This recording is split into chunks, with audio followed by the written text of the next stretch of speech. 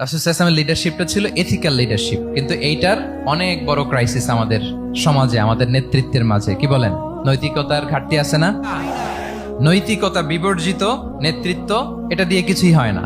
একটা জাতির ধ্বংসের জন্য নৈতিকতা বিবর্জিত নেতৃত্বই যথেষ্ট। আমানতদারিতা, সততা, অনেস্টি, ট্রাস্টওয়ার্দিনেস, এটা অনেক জরুরি নেতৃত্বের জন্য। নেতা হতে চাইলে তাকে আমানতদার হইতে হবে। যদি একজন ট্রু লিডার কেউ হতে চায়, তার মধ্যে আমানতদারিতা চাই। কি চাই? আমানতদার, তাহলে ইন্টিগ্রিটি। মজার ব্যাপার হচ্ছে, মক্কার কুরাইশরা, মক্কার লোকেরা রাসূল সাল্লাল্লাহু আলাইহি ওয়াসাল্লামের কাছে এসে আমানতের সম্পদ গচ্ছিত রাখতো। আবু জাহেলের কাছে রাখতো না, উতবা, শাইবা, ওয়ালিদ ইবনে মুগিরা, কারো কাছে রাখতো না। খেয়াল করে দেখেন, দল করে আবু জাহেলের, দল করে কার? কিন্তু আমানত রাখে কার বাসায়? কি অবাক করা কাণ্ড না?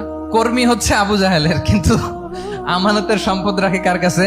মুহাম্মদ সাল্লাল্লাহু আলাইহি ওয়াসাল্লামের বাসায়। রাসূল সাল্লাল্লাহু আলাইহি ওয়াসাল্লাম যেদিন হিজরত করবেন, উনি সাইয়েদনা আলী রাদিয়াল্লাহু তাআলা আনহুকে অ্যাসাইন করে গিয়েছেন যে, আলী তুমি থাকো, তুমি কয়েকদিন পরে মদিনায় হিজরতে যাবা, আমার কাছে যত আমানতের সম্পদ আছে এগুলো তুমি আগে বিলি করে তারপরে যাবে। রাসূল সাল্লাল্লাহু আবু বকর রাদিয়াল্লাহু তাআলা আনহুকে নিয়ে চলে গেলেন। আলী রাদিয়াল্লাহু তাআলা আনহুর টানা 3 দিন লেগেছে যে ডিপোজিট গুলো রাসূল সাল্লাল্লাহু আলাইহি ওয়াসাল্লামের কাছে ছিল, আমানতের যে জিনিসগুলো ছিল, এগুলো বন্টন করতে সাইয়েদনা আলী রাদিয়াল্লাহু তাআলা আনহু 3 দিন সময় নিয়েছেন। 3 দিন। এত পরিমাণ আমানতের সম্পদ রাসূল সাল্লাল্লাহু আলাইহি ওয়াসাল্লামের কাছে ছিল। আল্লাহু আকবার।